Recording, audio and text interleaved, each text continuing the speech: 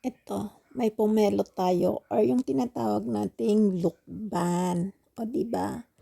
Bigay nila sa akin 'yan. Actually marami naman siya, kaya lang siyempre ngayon ko lang naisipan na gawan ng video. Kaya eto napili ko itong kulay red. Ang tamis niya at saka malaki siya. Kaya ito ang aking ginawa ng video. So yan nga, atin na siyang pinalatan para maipakita naman sa inyo ang pomelo ng Taiwan. Actually, marami ang variety ng pomelo dito.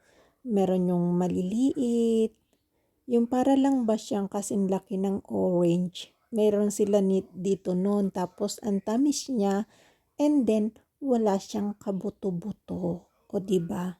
Laman lang talaga at saka balat. Kaya maganda siya, masarap talaga yung mga maliliit.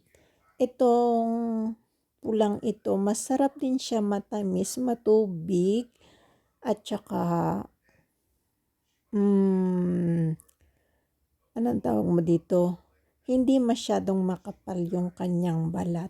Ang dali niyang balatan, o di ba? Kaya yan, bilis ko siyang matapos balatan, di ba?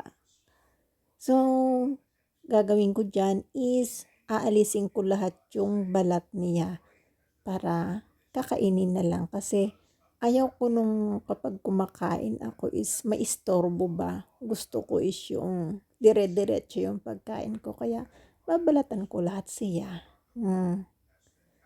At saka maganda kapag yung ganyang nililinis mo muna yung kanyang balat. Pero kapag once na nilinis mong ganyan, huwag mo siyang pababayaan na nahahanginan. Kasi matutuyo yung balat niya, is mahirap, mas lalong mahirap siyang alisin dun sa kanyang pinakang fruit. O 'di ba?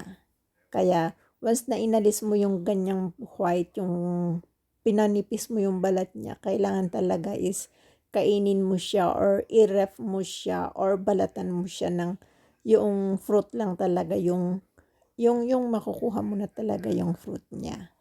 O 'di ba? So guys, thank you so much for watching. O 'di ba, ang sarap ng ating pomelo. Bigay lang nila yan sa akin. Always, basta may mga ganito mga tagprutas, tapos maraming dumarating dito, yan, binibigyan nila ako. Share the blessing, ika nga. Kaya laging may pomelo. Yearly.